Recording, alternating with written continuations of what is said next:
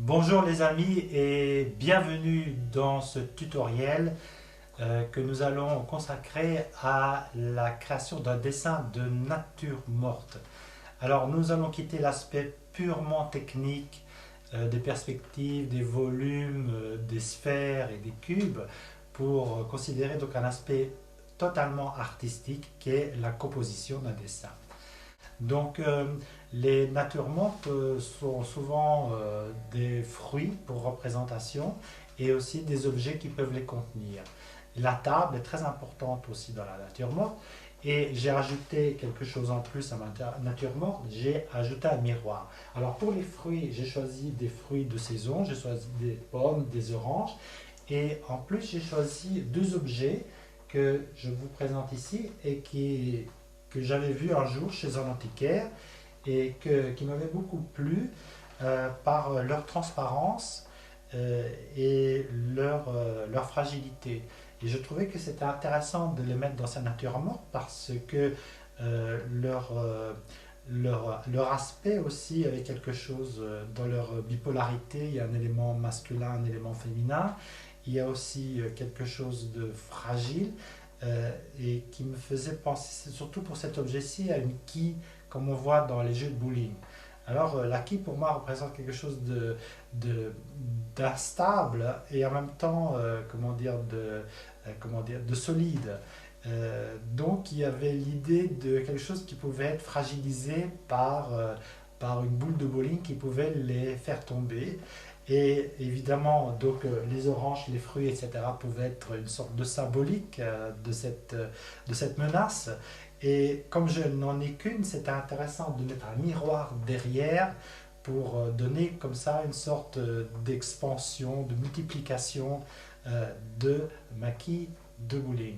Voilà, donc je vais les disposer en fonction de ce que je veux représenter. Je vais d'abord, c'est très important quand on veut faire une nature morte, de représenter les objets tels qu'on veut les assimiler à une pensée, à une idée, quoi. Donc l'idée, moi, c'est le bowling, la multiplication, le miroir, la menace, la fragilité, etc.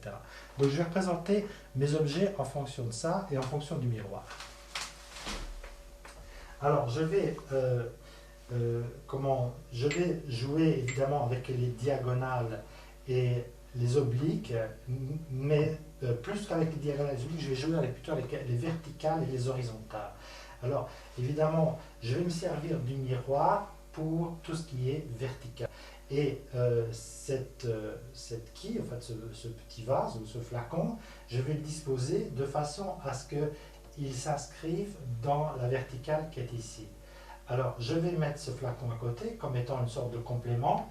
Et avec les miroirs, les trois miroirs qui se reflètent et qui créent une multiplication d'images, je compte justement avoir mon effet de multiplication comme un bowling. Ensuite, je les dispose, voilà, je les dispose. Je pourrais encore après voir en fonction de mon emplacement si je ne peux pas les changer, mais après je vais les disposer comme ça. Je vais disposer mes fruits.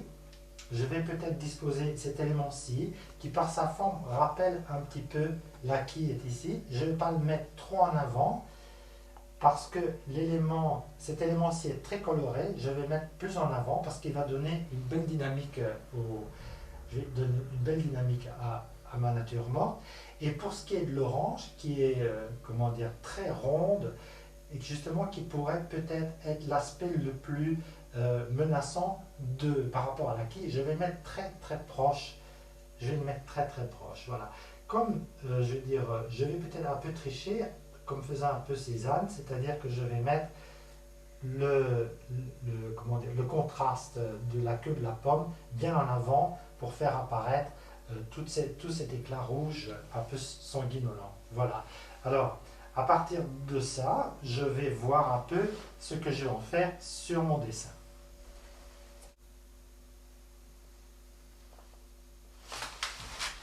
Donc, je vais représenter quelque chose sur un papier d'une certaine dimension.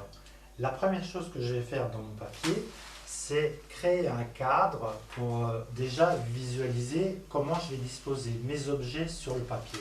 C'est très important de délimiter déjà son cadre quitte évidemment à le dépasser si on le veut. Mais admettons que moi, je vais travailler dans ce cadre-ci. Je prends un fusain très léger pour pouvoir l'effacer à ma guise après. Dans ce cadre, je vais faire une division très classique qu'ont toujours utilisé les peintres et qu'utilisent aussi les photographes. Je vais tracer mes diagonales de vision, voilà, qui en général sont dans une certaine dimension, un tiers de 2 tiers. Voilà. J'ai un carré ici. Il faut savoir que dans un dessin, l'œil va avoir une certaine tendance à aller vers les points d'intersection de ces points. Bon, ce n'est pas une convention, ça a été travaillé, on a fait des études pour savoir qu'est-ce que vous regardez en premier dans un dessin, et en fonction de ces études-là, on sait qu'en général, on subdivise un tableau comme ça. C'est hyper classique, il n'est pas nécessaire de s'y conformer toujours, mais comme on fait un travail d'apprentissage, on va s'y conformer. Alors, par rapport à ça, je vais déjà l'effacer un peu plus, comme ça, ça me laissera un peu plus d'ouverture pour le dessin. Voilà. Donc un fusain, c'est très facile même avec le doigt, on peut facilement l'effacer, mais j'ai mon cadre. Voilà. Dans mon cadre, je vais donc installer ces objets. Il est important aussi que je détermine comment je vais diriger l'œil du spectateur qui va voir mon dessin. Alors, il y a évidemment quelque chose, je veux dire, de mouvementé que je voudrais créer dans mon dessin. Donc, c'est une nature morte, mais je voudrais déjà lui donner une dynamique. Hein. J'avais parlé des quilles, de la fragilité, etc. Donc, moi, j'ai envie de donner quelque chose d'assez mouvementé. Donc, je vais aller quelque chose qui va induire le spectateur à regarder mon dessin. Ici, j'ai mes pommes, j'ai mon vase qui est ici, je vais avoir mes miroirs, je sais déjà plus ou moins que je vais disposer comme ça, que je vais disposer mon cadre pour pouvoir d'avoir déjà une certaine harmonie de base, de structure. Voilà, ça c'est la première chose que je dois faire. C'est très important dans un dessin de déjà avoir la structure globale du dessin avant de se lancer, parce qu'il y a beaucoup de jeunes artistes qui se lancent et ils ne savent pas où ils vont, et puis ils veulent mettre des éléments, et puis après il y a un déséquilibre qui va se créer dans le dessin, et puis ils vont rajouter des choses ici mais qui sont sans importance et qui vont prendre la place centrale. Moi je considère que ma place centrale, elle est ici, parce que c'est un bon point stratégique, c'est au centre d'horizontale et de verticale très stratégique qui est ici. J'aurais pu le mettre là ou là ou là, moi j'ai décidé de le mettre ici. Donc j'ai des verticales comme on l'a dit, donc j'ai la verticale du miroir, je vais m'en servir aussi pour l'acquis, pour les autres objets, pour les pommes, etc. Alors la première chose que je fais, c'est de donner les axes de mes objets. Ça c'est très important. Je vais d'abord répertorier quels sont mes objets. Donc j'ai l'acquis, j'ai le petit vase à côté et j'ai 3 fruits. Ça c'est les objets principaux. Puis après, il y aura les objets reflétés. Donc la première chose que je vais faire, c'est donner les axes de mes objets principaux. Alors je commence déjà. Hein. Donc j'ai ici donc l'acquis, donc le flacon avec le petit bouchon. Je peux déjà donner, d'ores et déjà, la structure en fonction des axes. Vous voyez que déjà on est en train de créer le tableau. Et puis ici, j'ai le vase qui est ici. Je donne toujours l'axe principal. Comme ce sont des objets verticaux, je donne priorité aux axes. Donc j'ai ici l'autre objet ici qui va s'étaler ici. Je peux dépasser, de toute façon, on utilise beaucoup la gomme aussi après. Puis après, j'ai mes fruits. Alors je commence par la pomme qui est à l'arrière, qui est quand même assez importante. Puis après, la pomme qui est un peu plus petite, qui est ici. Et puis l'orange qui est là. Voilà. Donc j'ai déjà mes 3 objets qui sont les objets principaux. Ensuite, donc, je sais qu'il va y avoir donc l'axe ici de mon miroir. Je m'occuperai du miroir par la suite. Et je peux placer l'autre axe ici. Voilà. Donc, Donc je m'occuperai du miroir par la suite, mais je dois déjà savoir comment il va se diriger. Alors, je vais commencer à travailler les éléments qui sont les axes des éléments qui sont reflétés. Alors, j'ai de nouveau ici, au niveau du miroir qui est ici, j'ai l'autre qui évidemment par perspective est plus haute. Donc ça c'est l'autre flacon qui est derrière, qui est légèrement plus haut, ça c'est très important de mon point de vue. De mon point de vue plus haut, je vais lui aussi donner son axe. C'est important de donner des axes pour ne pas avoir des choses qui dépassent, qui sont trop lourdes d'un côté, etc. Il faut toujours recréer l'équilibre des objets. Donc l'équilibre des objets, voilà. Donc ça c'est l'autre objet qui est derrière. Et j'ai ici l'autre objet qui est le petit vase qui est représenté par rapport à celui-là. Donc je crée son axe aussi. Important. Alors voilà. Et ici, voilà. Donc j'ai déjà mes objets, les objets réels. Ici, l'axe, les objets, puis après les objets reflétés. Puis j'ai un deuxième objet, j'ai les deux objets qui sont ici, sont de nouveau reflétés dans l'autre miroir qui est là. L'autre miroir, je le recrée aussi, j'arrête ici, et je vais leur donner aussi leur axe, voilà qui est très important. Il est aussi plus haut. Donc les objets qui sont reflétés sont plus hauts, ça c'est très important, et paraissent même plus gros. Par déformation, c'est normal. Je redonne les axes, toujours les axes, voilà. Pour avoir l'équilibre, hein. Toujours l'équilibre de l'objet, ne pas que ça penche trop d'un côté ou de l'autre. Ce que je vais pouvoir faire, c'est peut-être même le casser ici, si je veux. Mais pour le moment, je crée l'objet en lui-même que je casserai peut-être par la suite. Et ici, derrière, il y a également aussi l'autre vase dont je recrée également l'axe. Même si après, il devra disparaître. D'accord? Voilà. Donc voilà déjà mon miroir qui commence à s'installer. Alors, je vais recréer également ce que je n'ai pas encore fait. Je vais recréer le reflet des pommes. Alors, il y a des pommes, des fruits, des oranges. Donc, il y a de nouveau ici la pomme. Les déformations, si un objet ici paraît plus grand, il faut faire attention de toujours prendre la proportion, ne pas regarder l'objet pur, mais voir l'objet par rapport à l'objet principal. Donc, même s'il me paraît très grand, il ne faut pas oublier qu'il est quand même plus petit que cet objet-ci, puisqu'il représente le reflet de celui-ci. De même ici, j'ai l'orange qui est derrière.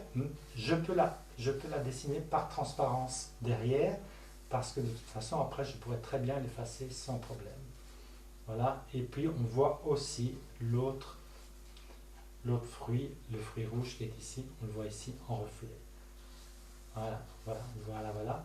Et alors, encore de nouveau ici, je vais avoir dans l'autre miroir, donc le troisième miroir qui est ici, je vais de nouveau avoir des transparences, des reflets des deux objets principaux qui sont là.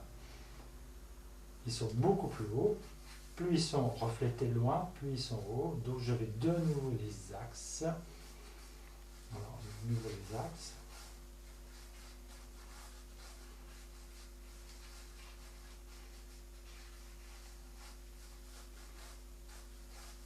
Pour toujours avoir l'équilibre de mon objet. Et ici, j'ai de nouveau l'autre avec l'axe. Voilà, donc mon miroir s'arrêtera ici. Voilà.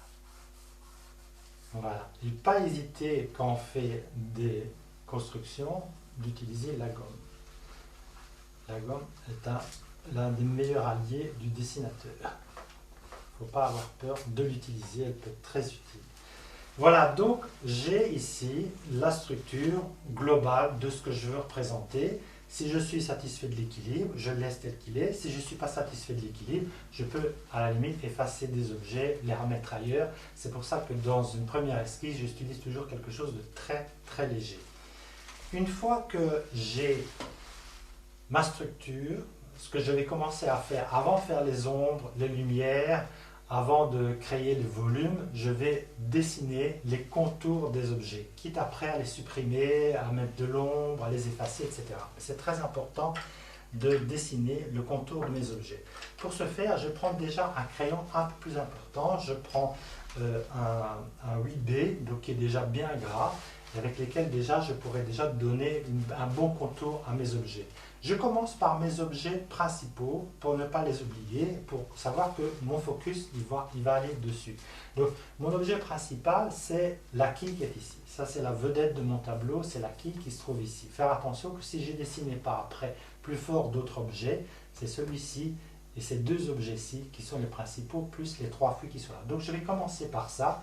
Comme ça, j'ai déjà bien établi le contour de mes objets principaux. Je vais dessiner.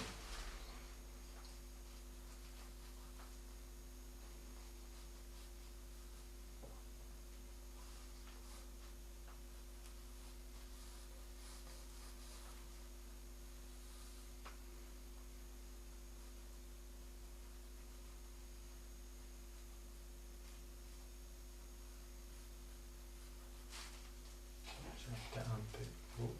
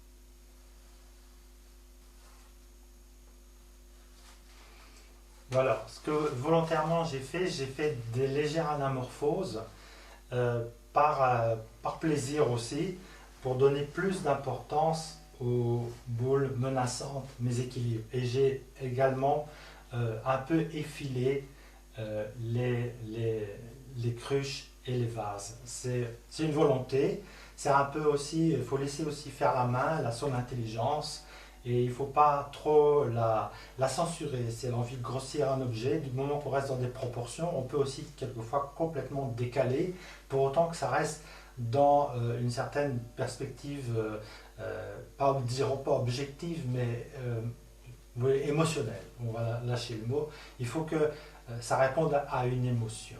Donc je continue. Moi j'aime bien le dessin, il se forme bien. Donc je continue. Je suis dans je suis dans le contour des objets. Je n'ai toujours pas mis l'ombre, mais voilà, je continue. Je vais faire les objets qui sont présentés ici. Je reste très fidèle, en tout cas, à ma structure. Je ne la bouge pas. Ça, c'est très important. Ça, c'est très important.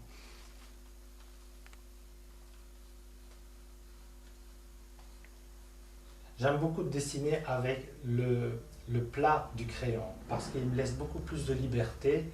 Si jamais je me rends compte qu'au fait je préfère mettre la ligne de démarcation plus bas ou plus haut, je ne peux le faire que si j'utilise le plat du crayon. Si je suis trop dans la pointe du crayon, je ne peux plus y revenir.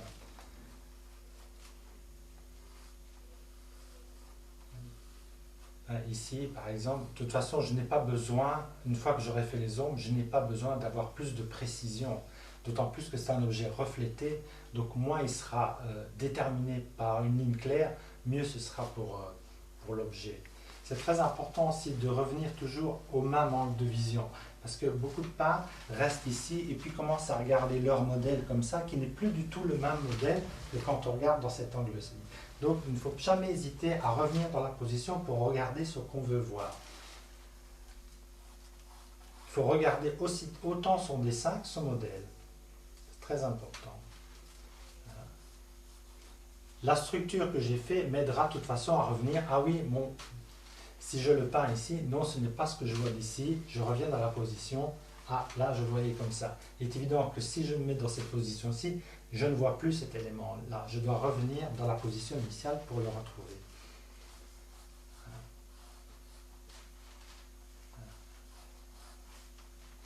Voilà. Je vais également dessiner celui-ci.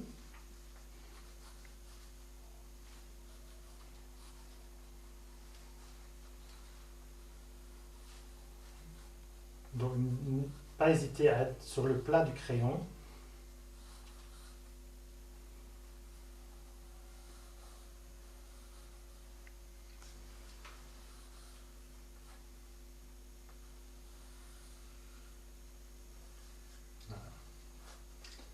Les diagonales sont très importantes parce qu'elles sont celui du miroir. Je vais faire toujours les diagonales, les verticales. Les verticales sont très importantes.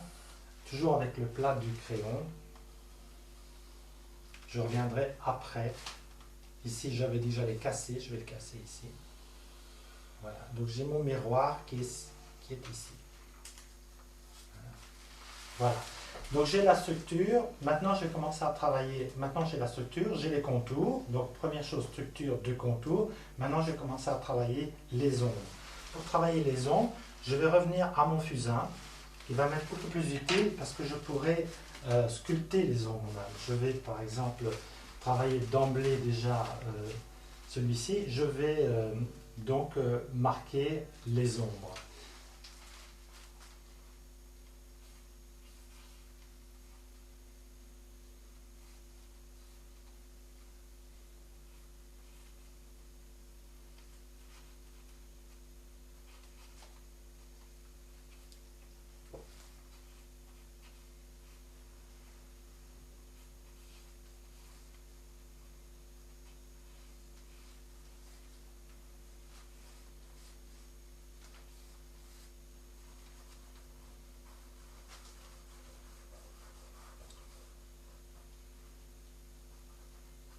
Voilà.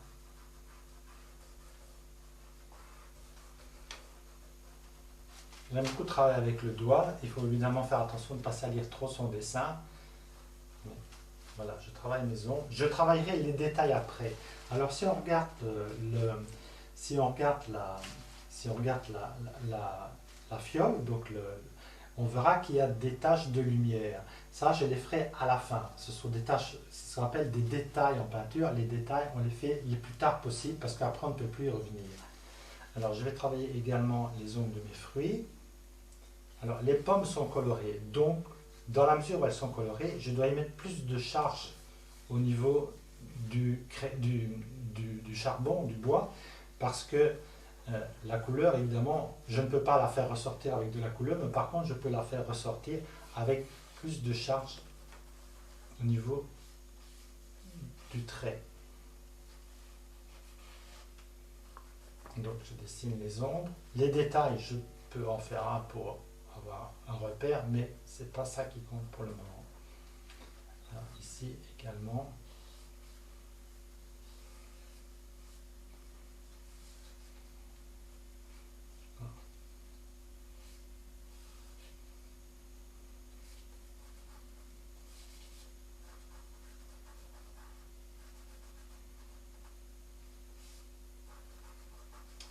Ça, voici des ombres.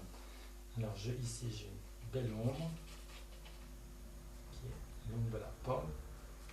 Je peux déjà mettre un peu de couleur ici. Droit pas de nord, tard.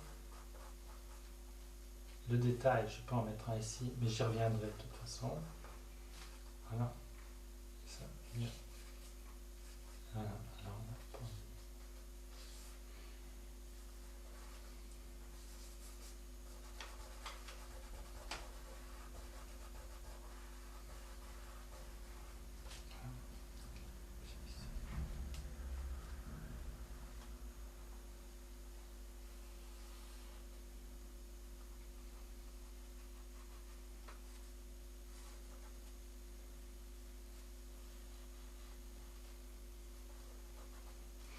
Donc bien marquer la différence entre les traits et les ombres d'objets qui sont manufacturés et qui sont d'emblée sont plus droits, avec des objets naturels qui sont beaucoup plus qui sont moins comment dire, déterminés dans leur courbe. Donc il faut pas, pour une pomme, il ne faut jamais mettre un trait trop précis. Il y a quelque chose d'un peu imprécis dans la nature. C'est normal. Donc bien marquer cet aspect-là. Voilà, n'oublie pas, on en est dans les ombres, on n'en est pas dans les détails. Voilà. Je vais commencer. Donc mes 4, ils sont 5, 1, 2, 3, ça sur les objets qui sont réels. Maintenant on va passer aux objets qui sont reflétés. On va voir qu'il y a une différente manière de les voir. Ils sont beaucoup plus... Il faut volontairement aller vers quelque chose de beaucoup plus flou. Ça va m'aider. Donc il doit être beaucoup moins de contours, alors qu'ici je peux très bien m'amuser à faire des contours plus précis. Ici, je vais faire beaucoup moins de contours pour bien marquer que ce sont des objets qui sont reflétés. Voilà. Ici.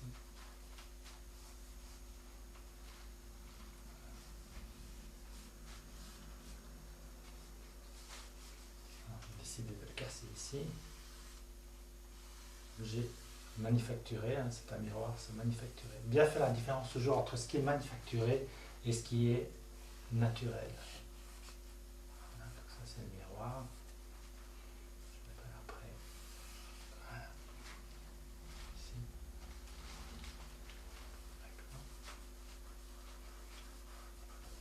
Moins de contours et plus d'ombre aussi.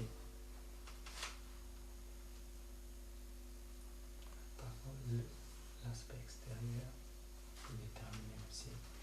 Je vais aller à cet objet-ci.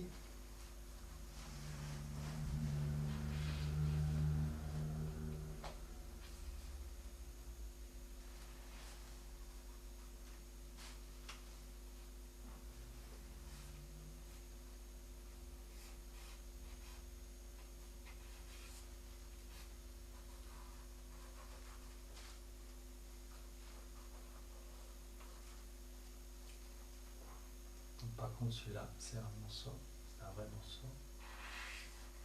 Par contre, celui-là, il est faux.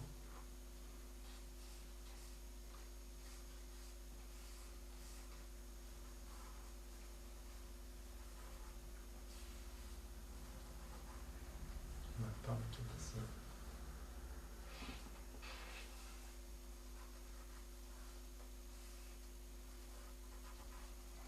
Plus celui-là.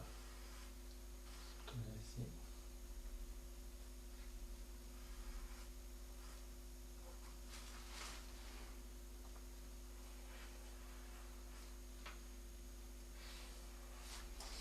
Voilà, donc mon objet qui se dessine, les ombres portées c'est très important aussi.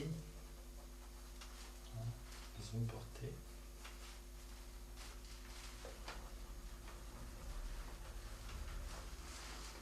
Voilà. Alors je vais prendre cet objet-ci, donc toujours penser mon miroir. Voilà. Je vais faire celui-ci.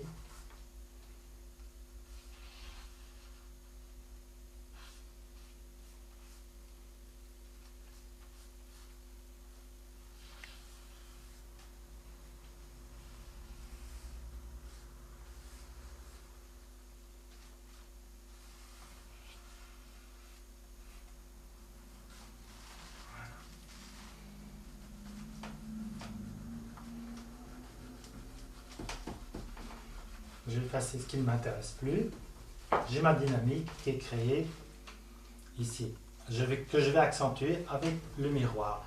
Alors, bien que le miroir dans mon modèle est beaucoup plus haut, moi, comme c'est mon dessin, c'est moi qui ai fait moi qui ai décidé de ce que je voulais peindre. Si j'ai envie de faire un miroir plus petit, c'est tout à fait possible de le faire. Donc, je vais baisser le miroir pour lui donner justement la dynamique que je veux lui donner. Donc, ici, voilà. Ici aussi.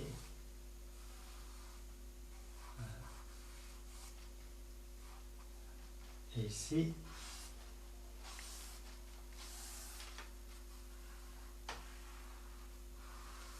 voilà. Ici.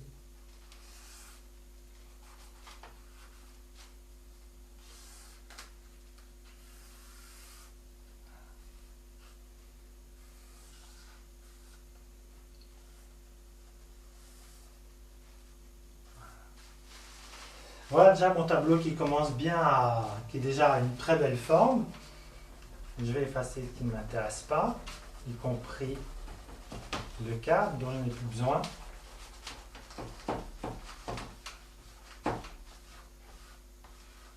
Et maintenant, je vais commencer à entrer dans les détails. Alors, les détails, c'est quoi? Les détails, c'est par exemple les dessins de lumière qu'il y a sur les cruches et sur les vases, mais aussi les taches qui sont sur les fruits, les queues et toutes ces particularités-là. Alors, comme j'ai travaillé sur un papier blanc et que je travaille avec un feu, pour créer les taches de lumière sur les objets, je vais utiliser la gomme. Il me faut une gomme assez propre, évidemment, donc que je relave là où je peux. Alors, comme ma main est, elle travaille avec la force en oblique comme ça, moi j'ai créé sur ma gomme une sorte de fuseau ici.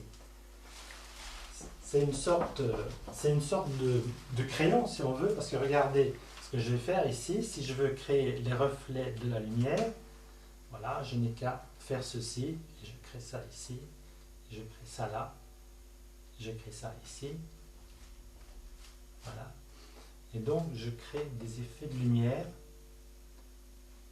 sur mon objet. Voilà. Voilà. Vous voyez, je peux recréer un peu plus de forme ici. Voilà. Et ici aussi.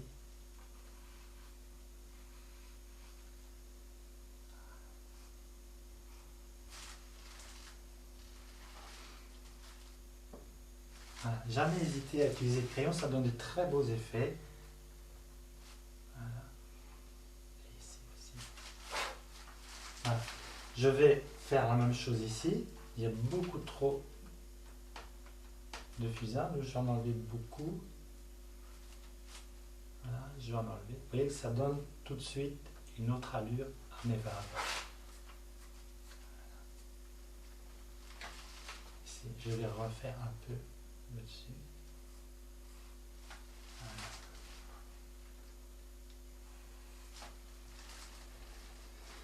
Je vais travailler mes pommes, mes oranges, donc donner les détails. Le détail, par exemple, c'est la naissance de la tige de l'orange que je peux marquer plus fort ici.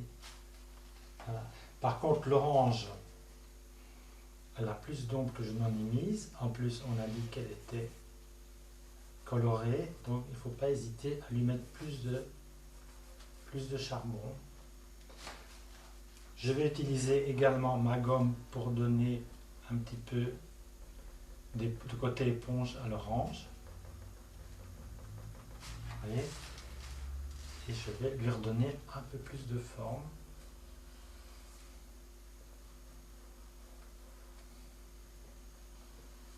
Voilà.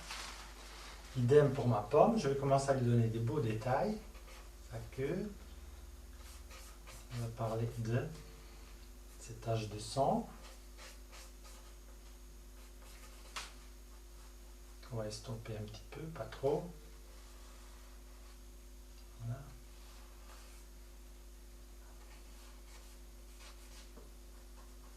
Ils ont bien travaillé les ombres. La pomme ici, avec ça.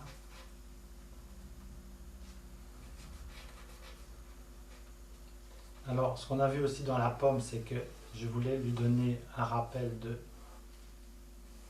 la cruche. Je vais lui donner des détails aussi. Je vais mettre quelques points que j'estompe avec le doigt. Voilà.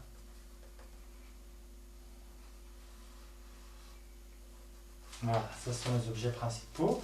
Je vais aller dans les objets reflétés. Donc j'ai aussi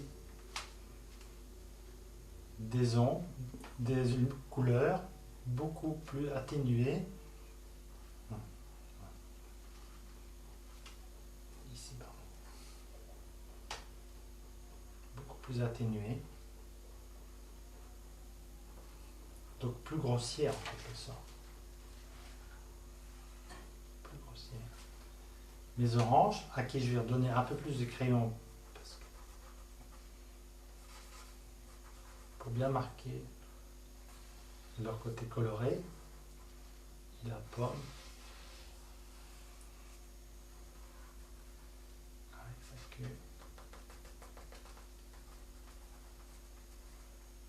Voilà, donc on a un bel ensemble ici qui est cohérent.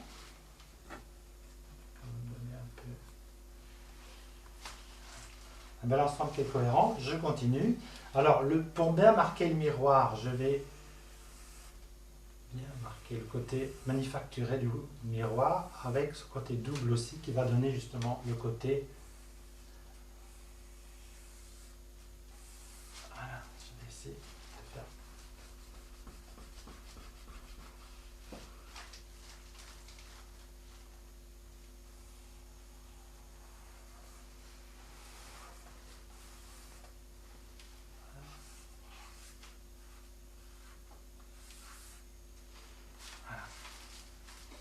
Alors je vais redonner ici aussi un petit peu de détails.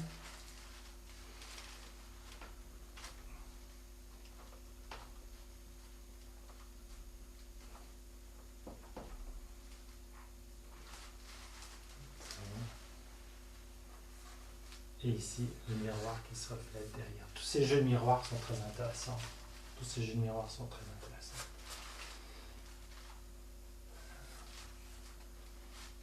Donner aussi un peu plus de forme à ces objets-ci.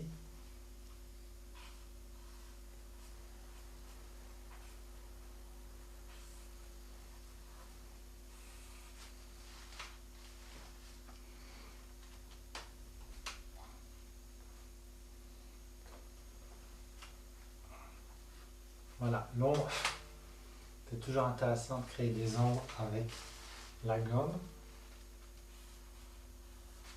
Et bien casser cet aspect-là. Voilà. Évidemment, voilà, donc on a les tâches qui peuvent être considérées aussi comme des éléments de décor, mais là on prend. Et donc voilà la nature morte.